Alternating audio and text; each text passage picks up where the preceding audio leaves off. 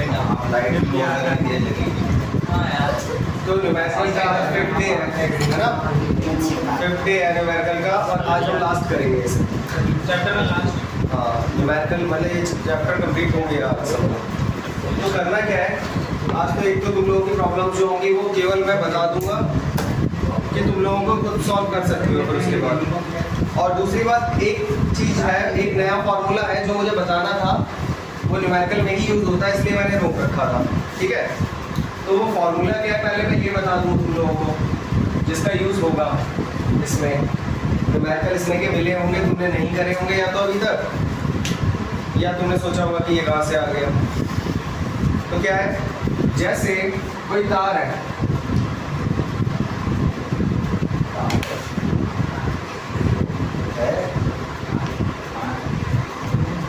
कोई direct formula बताऊंगा इसका, ठीक है, क्योंकि इसका यूज सीधे न्यूमेरिकल में ही है, तो डायरेक्ट इसका फॉर्मूला याद कर लेना है बस। तो चालक तार है जिसका प्रतिरोध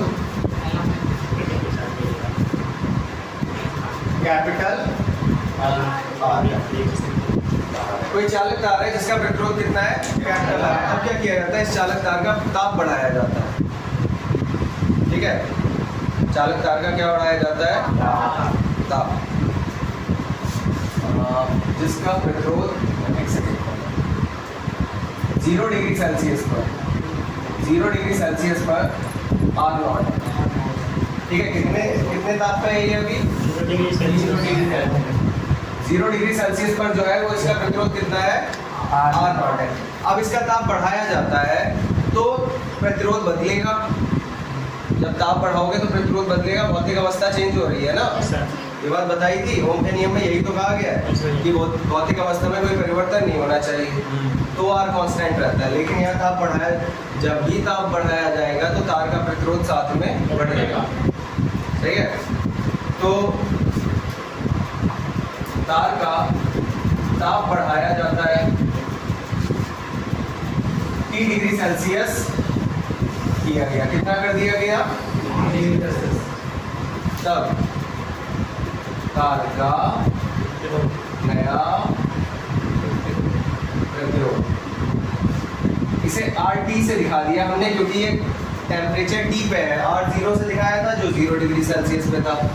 अब नया ताप क्या कर दिया गया है, T डिग्री सेल्सियस, 0 से T डिग्री सेल्सियस हो गया ना, बढ़ा के था, तो RT से दिखा दिया। RT बराबर होता है R not 1 plus alpha into T, और यहाँ अल्फा क्या है,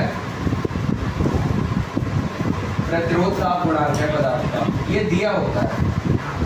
ठीक है, ये क्या है, कांस्टेंट है, या तो दिया होगा या इसकी वैल्यू हम निकाल सकेंगे क्वेश्चन में।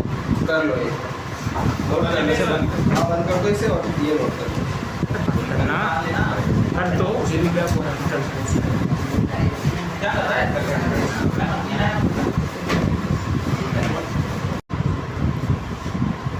ये क्वेश्चन है, क्वेश्चन नंबर 36। ये समझ में आ रहा है किसी को, पढ़ो इसे। कौन कौन तुम में से कर सकता है, तुम्हारे ही मतलब का है ना क्वेश्चन ये। कार्बन के तंतु का 0 डिग्री सेल्सियस पर प्रतिरोध कितना है, 104, कितने पर, 0 डिग्री सेल्सियस पर। ठीक है, इसके श्रेणी क्रम में किस प्रतिरोध का लोहे का तंतु जोड़े, श्रेणी क्रम में किस प्रतिरोध का लोहे का तंतु जोड़े हैं ताकि संयुक्त तंतु का प्रतिरोध ताप बदलने पर ना बदले, मतलब जितना प्रतिरोध पहले था उतना ही बना रहे उसके लिए। अब देखो ऐसा क्यों कहा है कि ताप बढ़ाने पर क्या होता है, प्रतिरोध क्या होता है, बढ़ता है। लेकिन यहाँ पे क्या कहा गया, ना बदले। देखो एक चीज है, ताप बढ़ाने पर प्रतिरोध बढ़ता है और घटता भी है। ठीक उसी तरीके से जैसे कुछ चीजें गर्म करने पर फैलती हैं, कुछ चीजें गर्म करने पर,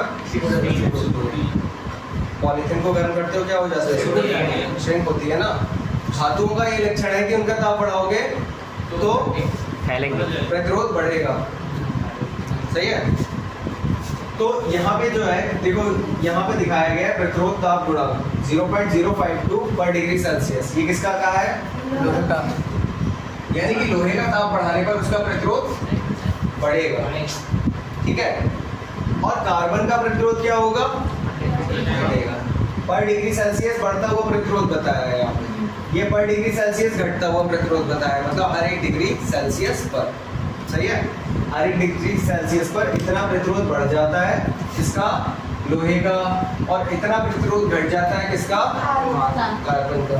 तो कहने का मतलब क्या है, मान लो यहाँ पे जो था कार्बन जुड़ा हुआ था, ये क्या था, कार्बन, इसका ताप अगर बढ़ाया जाता तो प्रतिरोध क्या होता, घटता, माइनस का है ना, घटता, लेकिन हमें प्रतिरोध उतना ही बनाए रखना था टोटल, तो उसके श्रेणी क्रम में क्या जोड़ा गया, थोड़ा सा लोहे का तंतु जोड़ दिया, इसका क्या जोड़ा, लोहे का तंतु। अब कहने का मतलब क्या है, जितना इसका घटेगा उतना ही ये बढ़ा दे अगर, क्योंकि श्रेणी क्रम में तो डायरेक्ट जुड़ जाते हैं ना प्रतिरोध, जितना ये घटाएगा, मान लो ये x घटा रहा है और x ये बढ़ा दे तो उतना ही बना रहेगा ना, इसका ताप बढ़ाने पर प्रतिरोध बढ़ रहा है, इसका ताप बढ़ाने पर प्रतिरोध घट रहा है, तो जितना इसका घटे उतना ही इसका बढ़ जाए। अब चलो ये कैसे होगा, ये कुछ तय करना पड़ेगा हमें। तो पहले इसको क्या करें, जो दिया है वो लिखते हैं, 0 डिग्री सेल्सियस पर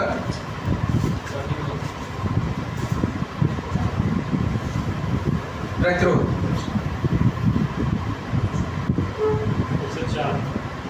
R0 बराबर कितना दिया है, 104 ओम, ठीक है।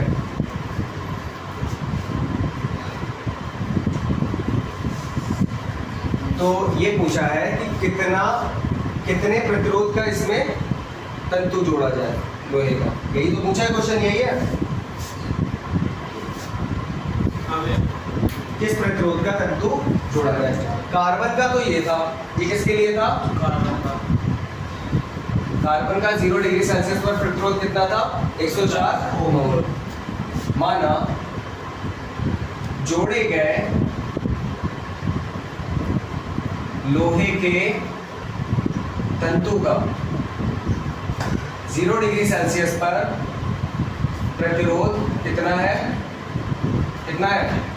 R0 डैश है, जिसकी वैल्यू हमें फाइंड करनी, सही है, 0 डिग्री सेल्सियस पर कितना है, R0 डैश है, ये हमें फाइंड करना है कि जो जोड़ा गया था, अभी ये भी 0 डिग्री सेल्सियस पर है, ये भी 0 डिग्री सेल्सियस पर है, किसी ताप नहीं बढ़ाया गया है, तो इसका प्रतिरोध जो था वो कितना था, R0, और इसका अलग होगा ना उससे, क्योंकि दोनों अलग अलग चीजें हैं, R0 डैश है, तो टोटल प्रतिरोध कितना हुआ, R0 प्लस R0 डैश, सही है। तो यानी कि चूंकि ताप बढ़ाने पर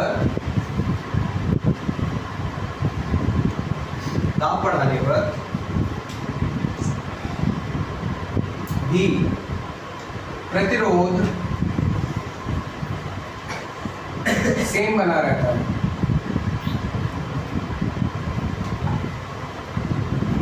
बना रहता है, अतः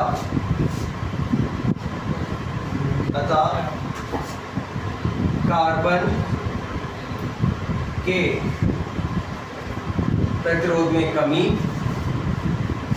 बराबर क्या होगी, लोहे के तंतु बढ़ोतरी के प्रतिरोध में बढ़ोतरी, ये दोनों चीजें बराबर होंगी ना आपस में, है ना। या फिर ये कह सकते हैं कि टोटल प्रतिरोध सेम बना रहेगा, टोटल प्रतिरोध सेम कब बना रहेगा, जितनी इसमें कमी होगी उतनी ही इसके प्रतिरोध में वृद्धि हो जाए, तभी तो बराबर रहता है।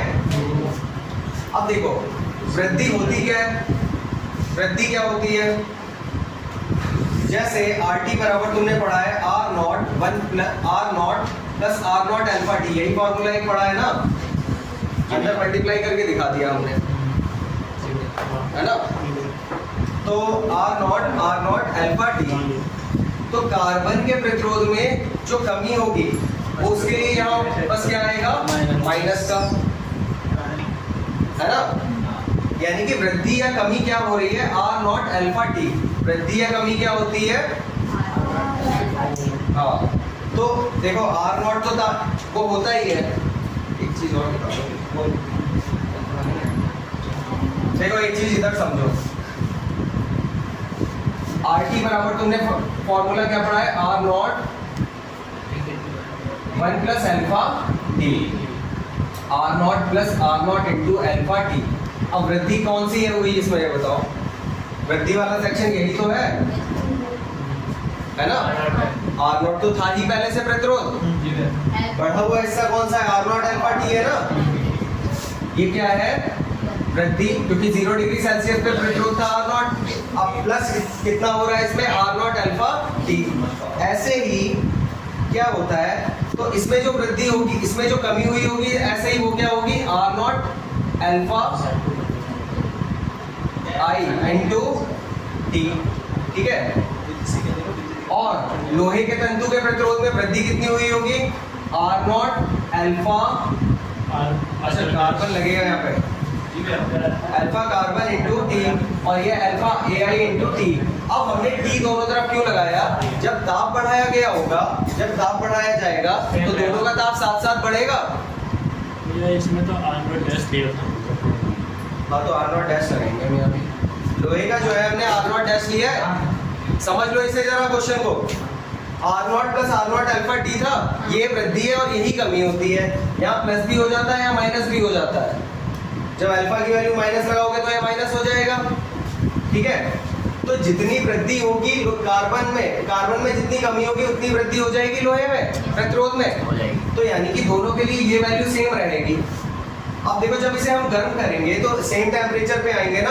जब दोनों को एक साथ गर्म किया जा रहा है तो एक साथ टेम्परेचर भी बढ़ रहा होगा, यानी कि अगर कार्बन का टेम्परेचर T है तो इसका भी क्या रहेगा, T। तो हमने क्या लगाया, आर नॉट, कार्बन के लिए लगाया पहले formula, R not alpha C into T.